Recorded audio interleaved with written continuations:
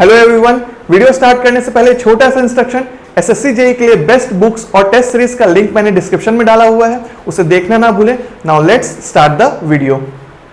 Pulsating DC में convert करता है। अब ये कैसे कन्वर्ट करता है, अब ये हम आगे आगे सीखेंगे।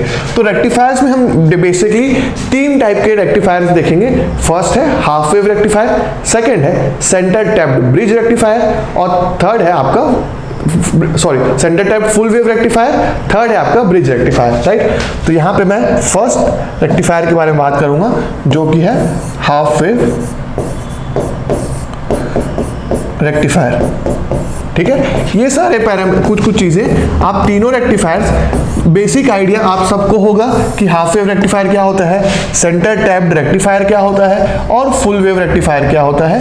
ये सब आपको बेसिक आइडिया होंगे, पर फिर भी हम एक एक पॉइंट को आपसे सॉल्व करवाएंगे। और देखो, जो आपका एग्जाम पॉइंट ऑफ व्यू से जो रेक्टिफायर्स का भी मैं कॉन्सेप्ट समझाऊंगा, वो कॉन्सेप्ट आपसे एग्जाम में नहीं पूछा जाएगा।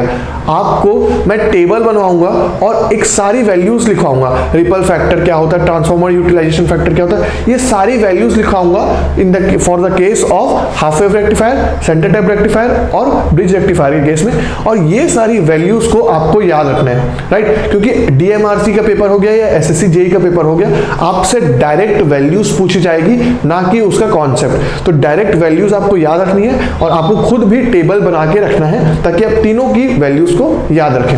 ठीक है, तो देखो, पर हमारा डिस्कशन का पॉइंट जरूर कॉन्सेप्ट समझना जरूर होगा, वरना आपको वैल्यूज निकालने कैसे निकालें समझ नहीं आएगा, राइट। तो ये आपका हो गया ट्रांसफॉर्मर। जैसे कि हमने देखा कि रेक्टिफायर से पहले क्या कनेक्ट होता है, ट्रांसफॉर्मर कनेक्ट होता है, और ट्रांसफॉर्मर के बाद डायोड आ गया हमारा। डायोड का कॉन्सेप्ट हम समझ चुके हैं। और ये हमारा रेसिस्टर्स हो गया, ये हो गया आरएल, डायोड, ट्रांसफॉर्मर, और ये हमारा AC supply, right, AC supply. तो ये चीज हमने अभी ऊपर जस्ट देखा है, ठीक है, ब्लॉक डायग्राम में हमने ये चीज देखी है। तो ये क्या हो गया, हाफ वेव रेक्टिफायर का सर्किट हो गया। ठीक है, तो अब देखो क्या होता है कि एसी सप्लाई मतलब कि क्या, एसी सप्लाई की मतलब क्या कि आपका साइनोसॉइडल वेवफॉर्म होगा कुछ इस प्रकार से। आपका जो वेवफॉर्म क्या होगा, साइनोसॉइडल होगा इस प्रकार से, right. This is the input signal. अब ट्रांसफॉर्मर ने क्या किया, स्टेप डाउन कर दिया इस सिग्नल को। अब यहां पे हम दोनों केसेस को कंसीडर करेंगे। पहला केस, पॉजिटिव हाफ साइकिल में कैसा रिएक्ट करेगा diode, and then negative half cycle में कैसा रिएक्ट करेगा डायोड। तो पॉजिटिव हाफ साइकिल में आप देखो कि आपका डायोड जो है ये इस टाइप का वोल्टेज लगेगा आपके डायोड पे फॉर पॉजिटिव हाफ साइकिल। ठीक है, तो पॉजिटिव हाफ साइकिल के केस में आपका ये पॉइंट जो है ये पॉजिटिव टर्मिनल हो गया, ये नेगेटिव टर्मिनल हो गया। और अगर ये पॉजिटिव है और ये नेगेटिव है तो आप देख सकते हो कि P side of the diode is connected with the positive terminal and negative n side of the diode is connected with the negative terminal। तो डायोड के अक्रॉस क्या आ गया, पॉजिटिव नेगेटिव, राइट। और अगर p साइड पॉजिटिव टर्मिनल में है, n side negative terminal में है, तो ये कंडीशन क्या होती है, ये कंडीशन होती है हमारी forward biasing condition.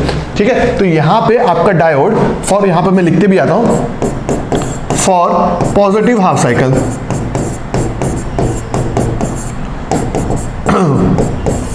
Positive half cycle. ठीक है, फॉर पॉजिटिव हाफ साइकिल में हमने क्या देखा कि डायोड जो था वो आपका फॉरवर्ड बायस कंडीशन में था। फॉरवर्ड बायस कंडीशन मतलब कि क्या, आपका डायोड बिहेव करेगा कैसे, शॉर्ट सर्किट कंडीशन की तरह। आइडियल डायोड अगर हम कंसीडर कर रहे हैं तो डायोड कैसा रहेगा, फॉरवर्ड बायस कंडीशन में शॉर्ट सर्किट रहेगा। ये चीजें हमने लास्ट लेक्चर में देखा हुआ है क्लियरली। ठीक है, तो शॉर्ट सर्किट कंडीशन में रहेगा।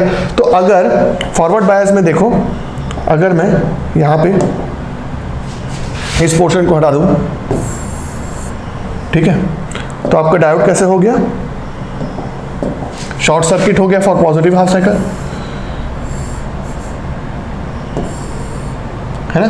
तो ये आपका शॉर्ट सर्किट कंडीशन हो गया। अब अगर ये शॉर्ट सर्किट हो रहा है तो यहां पे हम अगर वी आउटपुट ले रहे हैं, आउटपुट वोल्टेज ले रहे हैं, वी आउटपुट, तो वी आउटपुट क्या आ रहा है भाई, देखो यहां पे करंट और नॉर्मली फ्लो हो रहा है आई, आई नॉट करंट फ्लो हो रहा है, ठीक है। तो यहाँ पे अगर आप देख रहे हो तो वेवफॉर्म अगर मैं बनाते जाऊँ साइड बाय साइड, ठीक है, फॉर फॉरवर्ड बायस कंडीशन, ये आपका हो गया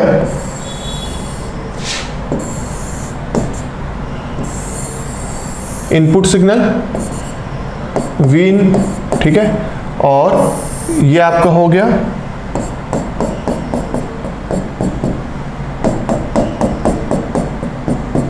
ठीक है। तो ये हो गया पाई, ये हो गया 2 पाई, ठीक है। तो पहले मैं करंट का वेवफॉर्म बना रहा हूं, तो करंट में मैंने देखा कि current for positive half cycle जैसा फ्लो होना चाहिए वैसे ही फ्लो हो रहा है, राइट। शॉर्ट सर्किट कंडीशन है, आराम से करंट फ्लो हो पा रहा है। तो पॉजिटिव हाफ साइकिल में आपका करंट आ गया ऐसा, राइट। तो ये आपका वैल्यू हो गया Vm, समझ लो, Vin is equal to Vm sine omega T, ठीक है। और जब अगर हमारा करंट आराम से फ्लो हो पा रहा है तो V आउटपुट भी आराम से फ्लो हो पाएगा कि नहीं। देखो करंट V आउटपुट क्या है, I into R L V output है, करंट फ्लो हो रहा है, तो V आउटपुट का भी वेवफॉर्म ऑलमोस्ट सेम होगा।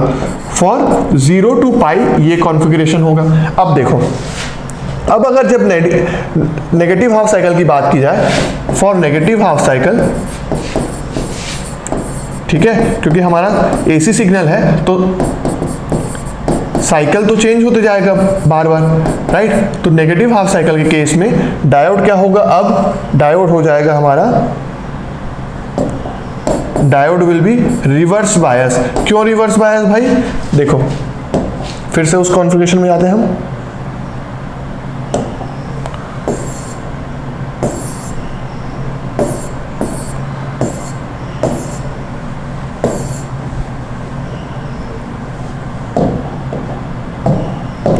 तो ये हमारा वापस वही सर्किट आ गया, डायोड, राइट। और अब अगर हमारा नेगेटिव हाफ साइकिल में क्या हो रहा है,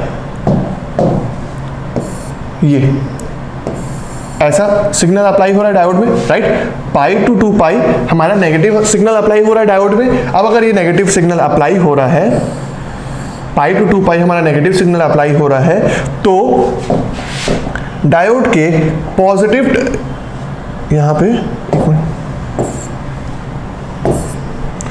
डायोड के P साइड में क्या होगा, नेगेटिव टर्मिनल लग गया, और N साइड में क्या हो गया, पॉजिटिव टर्मिनल लग गया। अब अगर ऐसा केस है तो P साइड में नेगेटिव टर्मिनल और N साइड में पॉजिटिव टर्मिनल, तो डायोड क्या हो गया भाई, डायोड हो गया हमारा रिवर्स बायस कंडीशन, क्योंकि यही कंडीशन होता है रिवर्स बायस का कि P side of the diode is connected with the negative terminal and N side of the diode is connected with the positive terminal, right. ये हो गया। तो डायोड अगर रिवर्स बायस कंडीशन में है तो आपका वैल्यू क्या आएगा, डायोड का ओपन सर्किटेड। तो अब डायोड क्या करेगा, ओपन सर्किटेड की तरह बिहेव करेगा। तो यहां पे अगर हम देख रहे हैं, ओपन सर्किट करूंगा जैसे ही मैं, तो डायोड कैसा हो गया, ये सर्किट डायग्राम बन जाएगा, ठीक है। तो अगर ऐसा ओपन सर्किट आ गया तो ओपन सर्किट करने से क्या होगा, क्या अब करंट फ्लो हो पाएगा, अब करंट की वैल्यू क्या होगी, 0 होगी, कोई करंट फ्लो नहीं हो रहा है अब, है ना। अगर कोई करंट फ्लो नहीं हो रहा है तो पाई टू 2 पाई रीजन, यहां पे देखो इस रीजन में कोई भी करंट फ्लो नहीं हो रहा है ना, कोई भी करंट फ्लो नहीं हो पा रहा है, तो पाई टू 2 पाई आपका 0 करंट फ्लो हो रहा है। और अगर करंट 0 है तो I इंटू आर, मतलब कि V आउटपुट भी तो 0 होगा ना, इसमें तो कोई शक की बात नहीं है कि करंट 0 है तो वोल्टेज आउटपुट वोल्टेज भी 0 होगा। तो हमने ये देखा कि आपका for positive half cycle diode is forward bias and for negative half cycle diode is reverse bias. और जब फॉरवर्ड बायस है तब तो आराम से हमारे पास आउटपुट करंट आउटपुट वोल्टेज आ गया, और रिवर्स बायस कंडीशन में कोई करंट फ्लो नहीं हुआ और कोई वोल्टेज भी नहीं आया। तो यहां पे आप देख रहे हो कि आपका सिर्फ और सिर्फ हाफ सिग्नल आ रहा है। मतलब कि अगर आप सपोज करो ये आपका टोटल टाइम पीरियड है, 0 to pi total time period है, तो इस टाइम पीरियड में से आपका सिर्फ हाफ सिग्नल आ रहा है 0 to पाई, इसलिए इसका नाम क्या है, हाफ वेव रेक्टिफायर। आधा वेव आया है इसलिए हाफ वेव रेक्टिफायर बोलते हैं। अब इसी प्रकार से ये फॉर्मेशन आगे भी चल जाएगा, फिर से ऐसे आएगा और फिर से 0, फिर से आगे ऐसे, राइट, और वैसे ही सेम आउटपुट भी, ठीक है। तो हर आगे सिग्नल जैसे जैसे बढ़ते जाएगा वैसे वैसे भी आपको हाफ वेव आएगा, फिर 0, हाफ वेव, फिर 0। तो ये है हाफ वेव रेक्टिफायर का वेव फॉर्म। अब इस वेव फॉर्म के यूज करके हम कुछ वैल्यूज को डिराइव करेंगे जो आपको पता होनी चाहिए, ठीक है। तो अब देखो, मैं वैल्यूज का जो हम कुछ कॉन्सेप्ट डिस्कस करेंगे अभी, जैसे कि फॉर्म फैक्टर, रिपल फैक्टर, ये सारी चीजें बताने से पहले मैं आपको एक चीज बोलूंगा कि हमारे जो बेसिक इलेक्ट्रिकल इंजीनियरिंग का एसी फंडामेंटल्स का लेक्चर है, जिसको मनीषा दी ने पूरे अच्छे से कवर किया है, तो उसका फर्स्ट लेक्चर देखना बहुत जरूरी है, क्योंकि अगर आप फर्स्ट लेक्चर देखेंगे तभी जो अभी मैं आगे पढ़ाने वाला हूं वो आपको समझ में आएगा। फर्स्ट लेक्चर में दीदी ने पूरा आरएमएस वैल्यू, एवरेज वैल्यू, सारा वैल्यूज आपको कैलकुलेट करके दिखाया है हाफ वेव रेक्टिफायर में और डिफरेंट सिग्नल्स के लिए भी।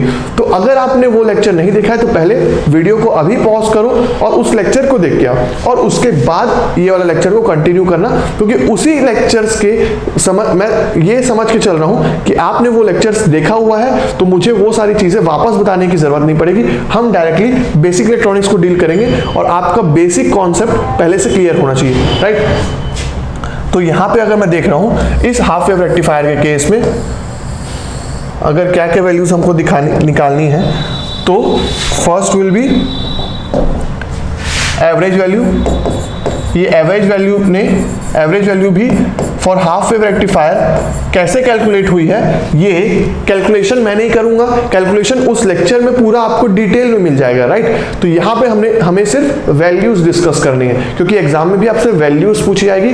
कैलकुलेशन अगर आपको सीखना है कि कैसे एवरेज वैल्यू निकाली गई है, कैसे आरएमएस वैल्यू निकाली गई है, तो आपको एसी फंडामेंटल्स का फर्स्ट लेक्चर देखना होगा, राइट, जो कि आपको प्लेलिस्ट में आराम से मिल जाएगा। क्लियर हुई बात। तो एवरेज वैल्यू अगर आप देख रहे हो तो वी आउटपुट वोल्टेज की एवरेज वैल्यू हमारे पास फॉर हाफ वेव रेक्टिफायर कितनी आती है, Vm/पाई आती है, ठीक है। आई नॉट की average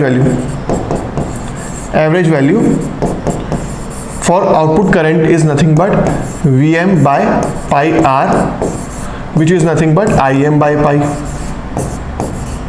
this is the average values, right. ये कैसे कैलकुलेट किए हैं उस लेक्चर में आपको पता चल जाएगा।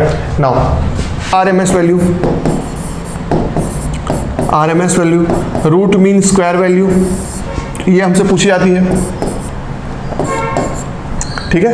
तो यहां पे अगर आप देखो आरएमएस वैल्यू में क्या क्या वैल्यूज आएंगी, तो वी आउटपुट का RMS value is nothing but, for half wave rectifier में बात कर रहा हूं मैं, Vm/2। इस वेवफॉर्म से सारा कैलकुलेशन किया गया है, कैलकुलेशन आपको उस लेक्चर में मिल जाएगा। आई output RMS is nothing but Im/2, ठीक है। ये हो गई average value, RMS value for half wave rectifier. अब देखो क्या क्या वैल्यूज हमसे और पूछी जाती है।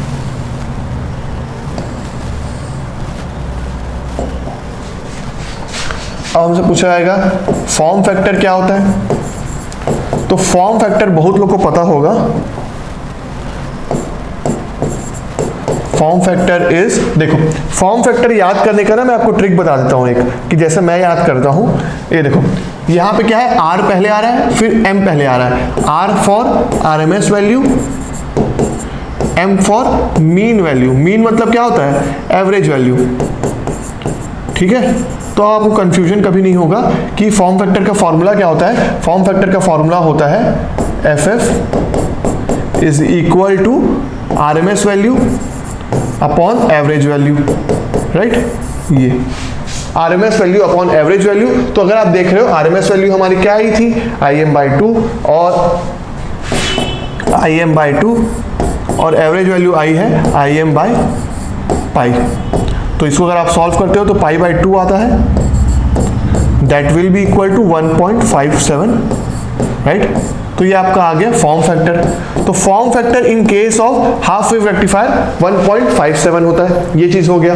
नाउ और क्या पूछा जाएगा हमसे, फॉर्म फैक्टर का डिस्कशन हो गया।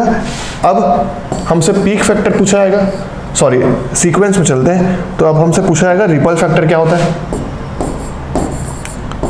रिपल फैक्टर्स, कितने रिपल्स आ रहे हैं, ठीक है, कितने रिपल्स आ रहे हैं। रिपल मतलब क्या होता है, देखो डीसी क्या है, एकदम स्मूथ होता है, डीसी एकदम स्मूथ होता है। पर आपने अभी देखा, जब हमने ब्लॉक डायग्राम देखा था, तो आपके फिल्टर्स के बाद भी कुछ कुछ रिपल्स आ रहे थे, कुछ कुछ डिसकंटिन्यूएशन था, कुछ कुछ ऐसे रिपल। ये जो चीज होती है ना, ये आपकी रिपल्स होती है थोड़ी थोड़ी, ठीक है। और डीसी हमारा एकदम स्मूथ होता है, पर यहाँ पर रिपल्स है कुछ, तो वही रिपल फैक्टर को कैलकुलेट करने के लिए जो फॉर्मूला होता है वो क्या होता है, ripple factor is equal to form factor का स्क्वायर -1, राइट। तो फॉर्म फैक्टर का स्क्वायर -1 करोगे तो इसकी वैल्यू 1.21 आती है। एक बार चेक कर लेते हैं कैलकुलेटर से सारी वैल्यूज को, राइट, क्योंकि ये वैल्यूज आपसे डायरेक्टली पूछी जाएगी। और आप भी मेरे साथ चेक करते चलो सारी वैल्यूज को, कहीं कुछ गलत ना हो जाए, ठीक है। 1.57 स्क्वायर -1 तो 1.21, अभी तक तो सब सही है। तो रिपल फैक्टर आया हाफ वेव रेक्टिफायर के लिए कितना, 1.21। This is the ripple factor, ठीक है, this is the form factor. Clear हुई बात। अब पीक फैक्टर पूछा जाता है हमसे।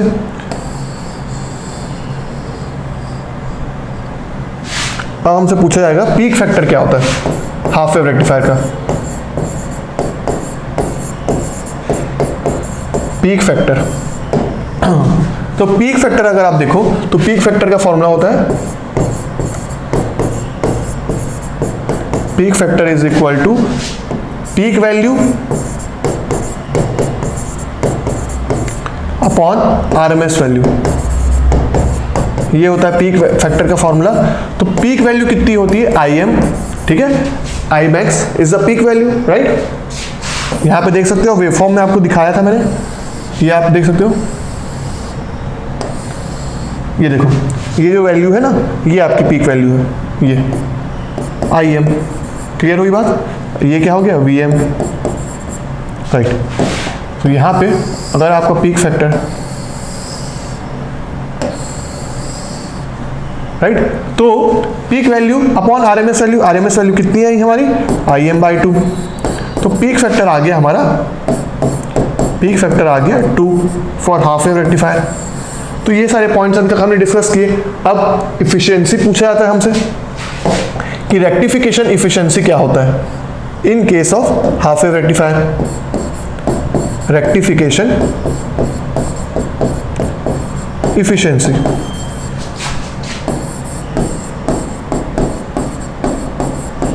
राइट।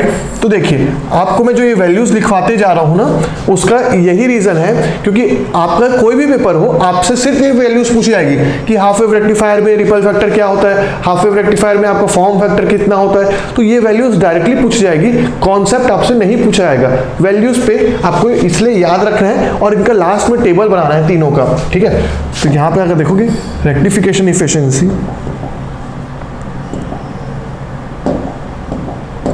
ये हो गया eta is equal to DC power delivered to load, power delivered to load upon AC input power. तो इसकी वैल्यू क्या होती है, ये जाता है VDC IDC upon VRMS IRMS, ठीक है। तो इसको अगर आप सॉल्व करते हो तो VM/पाई इंटू IM/पाई आएगा और यहाँ पे हो जाएगा आपका RMS वैल्यू कैसे निकालते हैं, VM/2 अपॉन IM/2। तो हमारे पास क्या आएगा 4/पाई², ईटा इज इक्वल टू 4/पाई²। और इसको अगर आप सॉल्व करते हो तो आपकी वैल्यू 40.56 आती है। एक बार चेक कर लेते हैं, 40.52, 0.4052, this means rectification efficiency is 40.52% for half wave rectifier, right. तो देखो 40.52 क्यों आ रही है, इसलिए क्योंकि आधे सिग्नल को तो हाफ वेव रेक्टिफायर आउटपुट में दे ही नहीं रहा है, तो 50% सिग्नल तो ऐसे ही हट गया, मतलब 50% को तो रेक्टिफाई कर ही नहीं रहा है भाई, वो 50% को तो हटा ही दे रहा है। तो अब बचा जो 50% है, 50% में से कुछ उसके इंटरनल रेसिस्टेंस जो हमने डायोड रेसिस्टेंस पढ़े उसमें कुछ चला जाएगा, कुछ आपका सिग्नल्स में चला जाएगा, तो बचा आपका सिर्फ 40.52% इसी को रेक्टिफाई कर रहा है, राइट। इसीलिए इसकी एफिशिएंसी लेस देन 50% आती है, क्योंकि सिर्फ ये हाफ सिग्नल को रेक्टिफाई कर रहा है, राइट। तो ये आपको याद रखना है कि रेक्टिफिकेशन एफिशिएंसी इतनी है। नेक्स्ट पॉइंट हम डिस्कस करेंगे transformer utilization factor. Utilization factor, तो transformer utilization factor that is TUF is what? Transformer utilization factor is nothing but आपका DC power delivered upon VA rating of transformer, ठीक है। इसको VA rating की जगह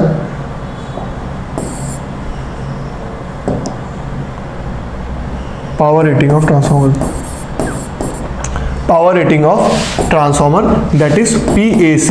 तो यहां पे हम ट्रांसफॉर्मर का कंसीडर करेंगे। देखो वहां पे हम क्या करते हैं, AC इनपुट मतलब कि क्या, आपका डायोड में कितना इनपुट हो रहा है, तो इसलिए हम VM/2 और आपका IM/2 लिए थे। अब यहां पे ऊपर का सेम चीज रहेगा, यहां पे अगर आप देख रहे हो ऊपर का न्यूमरेटर जो है वो सेम वैल्यूज रहेंगी, but the denominator will change. तो यहां पे क्या आ गया, VM/π इंटू IM/π आएगा, but power rating of transformer में कितना इनपुट पावर गया वो पूछा जा रहा है। तो इस केस में आपका जो वोल्टेज है ट्रांसफॉर्मर में वो कौन सा लग रहा था, प्राइमरी। अगर आप देख रहे होगे नोट्स में, तो प्राइमरी में आपका AC सिग्नल दिया गया था, मतलब कि फुल सिग्नल था, उसमें फुल सिग्नल का RMS वैल्यू कितना होता है, VM/√2। तो ये हो जाएगा आपका VM/√2 इंस्टेड ऑफ VM/2 की जगह VM/√2 होगा, क्योंकि रेक्टिफिकेशन एफिशिएंसी में हमने सिर्फ आधे सिग्नल को कंसीडर किया था और उसका AC पावर बात कर रहा था मैं। पर यहाँ पे हमको ट्रांसफॉर्मर में फुल सिग्नल दिया गया था, AC सिग्नल गिवन था ट्रांसफॉर्मर में, तो उसका RMS वैल्यू था VM/√2। और करंट जो पूरे सर्किट में करंट फ्लो हो रहा है वो तो डायोड के ऊपर डिपेंड कर रहा है। फॉरवर्ड बायस होगा तो शॉर्ट सर्किट में करंट फ्लो हो रहा था, रिवर्स बायस में ओपन सर्किट हो रहा था और जीरो करंट फ्लो हो रहा था। तो अगेन यहाँ पे IM/2 ही आएगा, क्योंकि ये करंट जो है ये डायोड के ऊपर डिपेंड कर रहा है। तो अगर मैं इसको सॉल्व कर रहा हूं, तो transformer utilization factor comes out to be, तो सॉल्व करके देखते हैं, 2√2/π आना चाहिए, π² आना चाहिए, that is 0.2865, which is nothing but transformer utilization factor is nothing but 28.65%, right. तो ये देखो ट्रांसफॉर्मर यूटिलाइजेशन फैक्टर मतलब कि क्या, ट्रांसफॉर्मर का यूटिलाइजेशन कितनी अच्छी तरीके से हो रहा है उसको बोलते हैं ट्रांसफॉर्मर यूटिलाइजेशन फैक्टर। तो यहाँ पे देखो सिर्फ ऑलमोस्ट 30% ट्रांसफॉर्मर को यूटिलाइज कर रहा है भाई ये, राइट, 30% यूटिलाइज कर रहा है। तो ट्रांसफॉर्मर का यूटिलाइजेशन भी अच्छे से नहीं हो पाया है in the case of half wave rectifier. और देखो यहाँ पे आपका ट्रांसफॉर्मर यूटिलाइज भी अच्छे से नहीं हुआ, रेक्टिफिकेशन भी अच्छे से नहीं आया, 40% बस रेक्टिफिकेशन एफिशिएंसी था। तो इसी कारण से हम हाफ वेव रेक्टिफायर को जनरली यूज नहीं करते हैं, राइट। आप हमेशा फुल वेव रेक्टिफायर को ही देखोगे यूसेज में, ठीक है। अब लास्ट पॉइंट जो हम डिस्कस करेंगे इन case of half wave rectifier वो क्या होगी, पीक इनवर्स वोल्टेज। तो अभी आपका पता चलेगा कि कितनों को याद है कि पीक इनवर्स वोल्टेज क्या है। ठीक है, तो जल्दी से अपने नोट्स पलटा के देखो और मुझे बताओ कि पीक इनवर्स वोल्टेज क्या है, क्योंकि इसका डेफिनेशन हमने बहुत अच्छे तरीके से देखा था और जब मैंने आईवी कैरेक्टरिस्टिक्स बनाया था डायोड का, उसमें भी मैंने आपको पीक इनवर्स वोल्टेज शो करके दिखाया था, राइट। तो आपको मैं फिर से याद दिला रहा हूं, peak inverse voltage is the voltage, क्या है वो, maximum voltage that can be applied in the reverse bias condition without undergoing breakdown. मतलब कि आप कितना नेगेटिव वोल्टेज डायोड को अप्लाई कर सकते हो ताकि वो ब्रेकडाउन होने से पहले उसको सह सके, राइट। बिना ब्रेकडाउन हुए, बिना एवलांचे ब्रेकडाउन हुए डायोड कितना नेगेटिव वोल्टेज को सह सकता है, उसको क्या बोलते हैं, peak inverse voltage.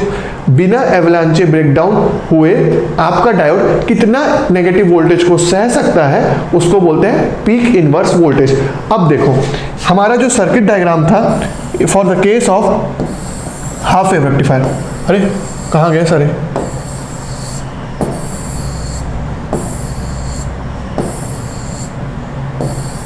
Half wave rectifier के केस में आपका सर्किट डायग्राम ये रहा। ठीक है, ये है सर्किट डायग्राम। तो देखो हमने क्या बोला, peak inverse voltage, negative voltage कितना सह सकता है। नेगेटिव मतलब कि क्या, रिवर्स बायस कंडीशन की बात हो रही है ना, राइट। तो रिवर्स बायस कंडीशन में कब नेगेटिव हाफ साइकिल की बात होगी, तो नेगेटिव हाफ साइकिल के केस में डायोड रिवर्स बायस हो रहा था, मतलब कि ओपन सर्किट हो रहा था। तो इस केस में कितना negative voltage, maximum negative voltage diode को सहना पड़ेगा बिना ब्रेकडाउन किए।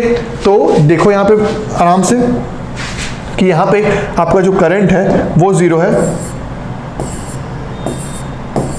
हाँ, तो देखो ये ओपन सर्किट हो गया डायोड इज ओपन सर्किटेड। आपका एन साइड में पॉजिटिव है, पी साइड में नेगेटिव है, ओपन सर्किटेड है। अब देखो इस नेगेटिव हाफ सिग्नल की मैक्सिमम वैल्यू क्या थी, Vm थी। इस नेगेटिव हाफ साइकिल की मैक्सिमम वैल्यू Vm थी। ये देखो वेवफॉर्म में, यहाँ पे हमारे पास वेवफॉर्म भी है, ठीक है, एसी सिग्नल का। तो ये जो वैल्यू आ रही है Vm की, ये क्या है, Vm। तो अगर आप यहाँ पे KVL लगा रहे हो तो KVL लगाओगे तो देखो minus, this is minus, this is plus, तो KVL लगाओगे यहाँ पे पूरा और ये VD ले लोगे इसको, तो आप देख सकते हो। और यहाँ अब करंट फ्लो नहीं हो रहा है, तो ये तो आपका क्या हो गया, 0 हो गया। ये पूरा आउटपुट वोल्टेज 0 हो गया। तो पूरा सर्किट अगर मैं आपको दिखाऊं तो कुछ इस प्रकार से है। यहां पे आपका ले लो,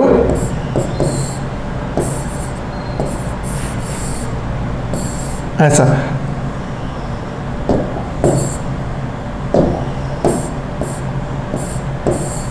यहां पे आपका Vm वोल्ट का नेगेटिव वोल्टेज है, डायोड आपका नेगेटिव बायस है। तो VD कितना आएगा, यहां पे KVL लगा के बताओ मुझे। यहां पे आप देख सकते हो diode voltage will come out to be VD is equal to Vm। तो यहाँ पे मैक्सिमम डायोड को Vm वैल्यू, मतलब कि V मैक्स वैल्यू सहनी पड़ेगी ताकि वो एवलांचे ब्रेकडाउन ना जा पाए, उससे पहले तक उसको इतनी वैल्यू सहनी पड़ेगी, राइट। तो peak inverse voltage in the for the case of half wave rectifier comes out to be only Vm, सिर्फ Vm वैल्यू सहनी पड़ेगी। तो PIV for half wave rectifier is Vm। तो ये भी क्वेश्चन काफी बार आपसे पूछा जाएगा, तो इस चीज को नोट कर ले, राइट। तो अभी मैंने कुछ आपसे इतने सारे पॉइंट्स डिस्कस कर लिए। अब इन पॉइंट्स को आप सीक्वेंस वाइज अपने नोट्स में अच्छे से मेंटेन करते जा रहे होंगे, मैं ये उम्मीद करता हूं, क्योंकि ये आपसे डायरेक्टली वैल्यूज पूछी जाएगी। Peak inverse voltage of half wave rectifier, कितना नेगेटिव वोल्टेज उसको सहना पड़ रहा है, तो देख लो आप Vm वैल्यू तक सहना पड़ रहा है मैक्सिमम। ट्रांसफॉर्मर यूटिलाइजेशन फैक्टर क्या है, 28.65%, राइट। और आपका उससे पहले रेक्टिफिकेशन एफिशिएंसी क्या है, फॉर्म फैक्टर क्या है, रिपल फैक्टर क्या है, ये सारी चीजें आपसे डायरेक्टली वैल्यूज पूछी जाएगी।